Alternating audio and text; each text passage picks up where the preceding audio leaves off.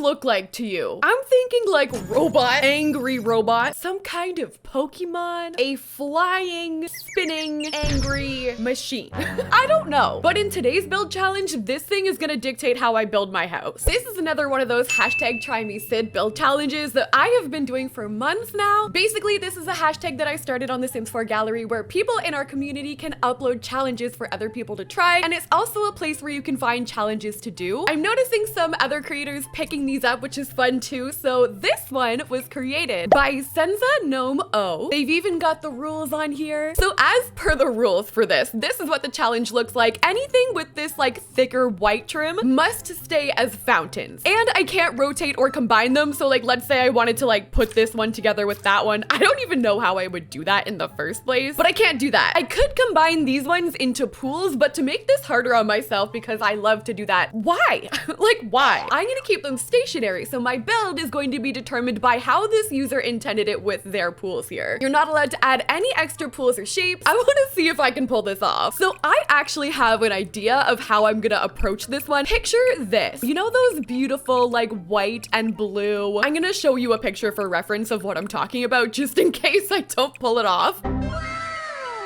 I'm thinking something like that, and I think it would look really cool in this style to have those exposed water pieces and really like embrace the weirdness of them. I think we're gonna have to trust the process with this shell because for some reason, just the way that the pools are in The Sims 4, I'm having a really hard time making rooms, which funny enough is a pretty main feature of a Sims 4 build, so you can say I am struggling right now. It's probably because the person who uploaded this didn't really intend for it to be the way, but we're gonna compromise. I think this is gonna be interesting. Look at the shell so far. I have the front part here because I kind of wanted to see if that looked good before doing the rest of the build. I feel like it looks even more angry now. Oh my god, you know what would be cool? Because we're not gonna notice that angry face once we're done. At least I hope not. What if the story behind this is that it's a really, really old build? It was owned by an evil mermaid in the past, or maybe not a mermaid, maybe like a evil lord. An evil lord.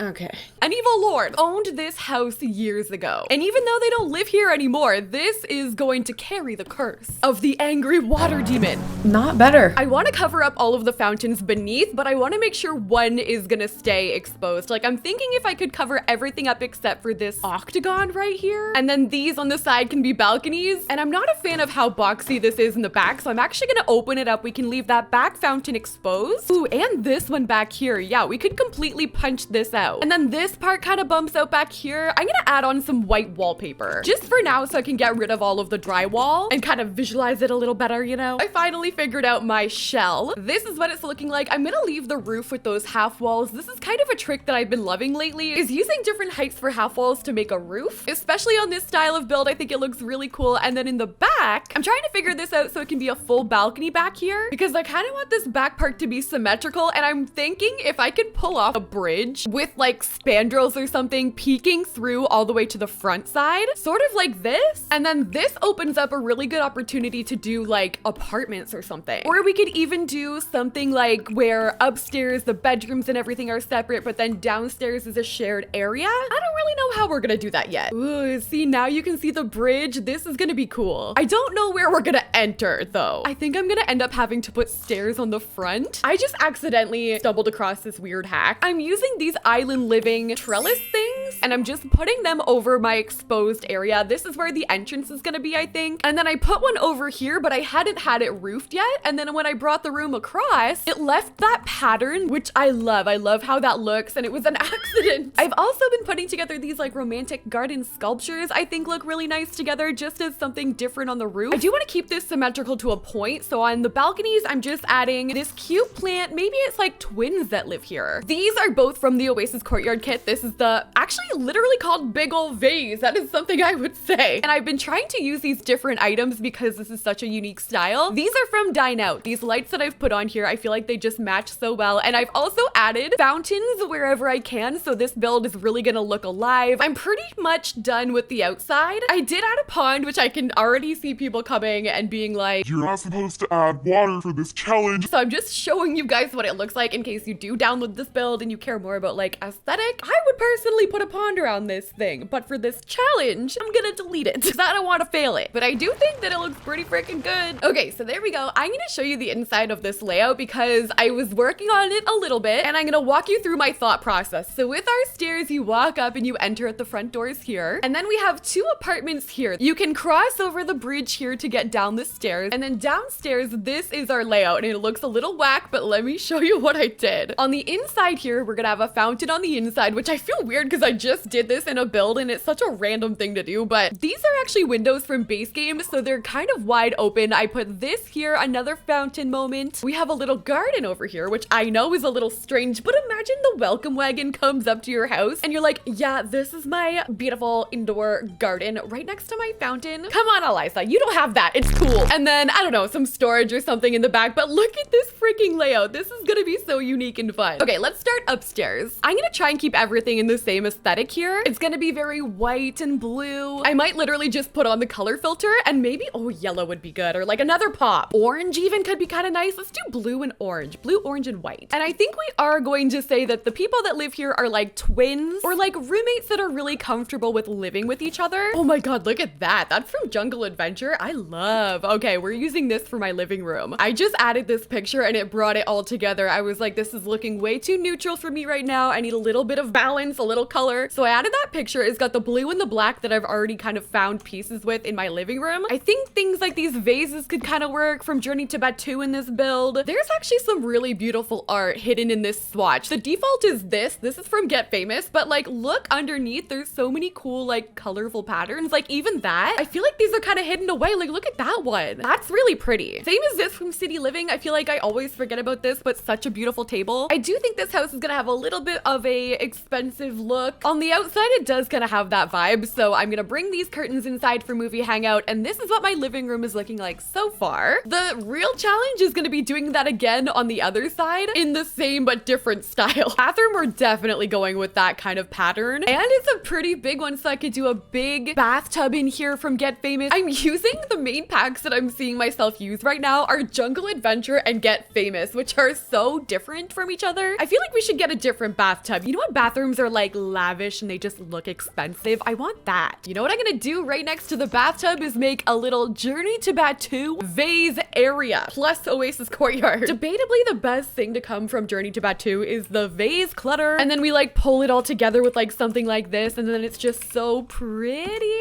making the bathtub feel so expensive. There's our bathroom looking super cute. Let's move on to this area here. Like I could do an entire kitchen upstairs if I wanted to, but I don't want to separate these two off from completely everything and hanging out together. So I think in here I'm gonna do like a study. This can be a reading area. So I'm adding a bookshelf over here. I think I'm gonna do a seating area or something. And then over on this side, this desk is from Discover University and it's one of my favorites. But the problem with this desk is that if you put a computer on it, they all hang off. And I've been trying to find one that doesn't do it, but they all hang off slightly and it drives me insane. So what I've done instead is I put this monitor from Get to Work up. I'm just gonna add a chair. And instead we could use this desk for like writing. I'm also gonna take this from base game and kind of like put it behind it. And normally I use this as like a decor piece, but I kind of want this to look like it's notes just behind there. Like maybe this is a writer or they're just very into literature. I could see something like that. Oh, we should put a quill. It's cute, but they're really profesh. Hence the quill. I'm kind of just playing around with the color swatches, seeing what works the best. And I added a mirror from Vintage Glamour on there. I felt like that kind of like pulled it together. So now this side is complete. We're gonna move over to this side. And by the way, you can see how these are like peeking in my house a little bit. I just like barriered off where they were coming in because I really don't want to sacrifice them on the outside. I love how they look. So if you're noticing there's like odd little parts up here that I'm not furnishing, that's why. Next, I'm gonna do this side. I'm gonna try and do the same aesthetic, but different, you know? What if we tried like a yellow version? We're gonna come on here and find some good no CC art. I have good feelings about this side. I think I'm gonna prefer this one possibly, or maybe it's just the fact that I've been doing so much blue and white in this build already. I'm kind of excited to change it up. I just sized up this base game plant and put it into that vase just for a little bit of variety in this build. And I actually really like how it's turning out. The yellow looks nice. I know it's quite a change from the rest of this build, but I don't know. I think I like it. We're gonna move on to the other part of the room. So this side is a little bit different because we have this hallway, but downstairs I do have a bathroom nice and close though. So at least we've got that there. And I'm planning on keeping the same kind of yellow color scheme here. What could be a cool skill item that could work work in here. We could do maybe some floral arranging. I mean, it's still like close to the outside. Wait, and then you could do your gardening out here. And these pots are so cute and kind of fit. So you can do your floral arranging over there and then come out here and continue to do your gardening. That's kind of cute. Or if you prefer, they can even go out here. Then they're in the sun. And then right above it, we'll put that shelf from Paranormal. And you know what item I can never find in The Sims 4 ever is the gardening supplies. There they are. Okay. They can go on our little shelf. I like that. I think we're ready to go downstairs, and this is where it's gonna get tricky. I have to do a kitchen.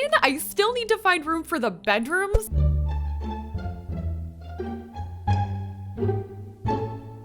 Okay guys, I'll admit, we've been having layout issues, but we can get help. Let me show you how I kind of fix this. Sometimes you have to like just take your build out of the oven, sprinkle a little bit of seasoning on it, reevaluate, and put it back in. You know what I mean? So that's what I did today. Upstairs, see how we had the living rooms? I literally just rearranged it slightly. I added a bed to each of them, so this is what everything is looking like now. I basically just like flipped them around, so this is the yellow one all flipped around. I deleted the stairs at the front of this build, which I personally think looks a lot better anyway, so that we have the balconies there with the 2 doors. And I noticed, this is kind of what sparked all of this. I noticed that I already had 2 doors in the back of this build. I've got one on that side and I have one over here. So my main concern was like how people would get into this build. But now it makes a lot more sense that the bedrooms are located upstairs. We don't have to do any like roommates or split up apartments or anything like that. It's all gonna just be the one house. Took a little bit to get here, but I've got it. So now they've got the bedrooms. All I have to do now is do like maybe a formal seating area. I need a kitchen, and I was planning on doing another bathroom over here. We're gonna keep with that same color scheme that I've been doing. I'm gonna try and do like the blue and the white and the yellow. This isn't really an overly traditional style of build. It's definitely like abstract and different, but I'm trying to keep some of the traditional elements here. Like the older looking counters, the sink is a little bit older. I might even put 2 there because I like it so much. Could do an oven right here. Maybe get some jungle adventure clutter and stuff on those shelves. I mean, this looks cute how it is. I've got my kitchen right there. We have a little island, full kitchen with all the essentials. I'm excited to see what this is gonna look like with the actual fountains on. So at the end of this, we're gonna go into live mode. We're almost there. All I have to do next is just like a seating area on this side, decorate the interior a little bit, and then finish off these little pieces back here too. So I think I'm gonna finish this off and then do a little walkthrough at the end. We'll do it in live mode, see all the fountains come to life. Okay, so I'm done the house. I'm in live mode. Let's see those fountains come to life. Come on. Yes.